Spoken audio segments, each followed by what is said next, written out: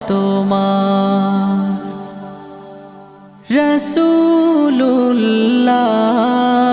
রাসূলুল্লাহ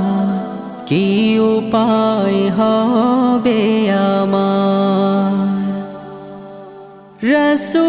রাসূলুল্লাহ কি উপায় হবে আমার ওই মদিনার পথের ধুলি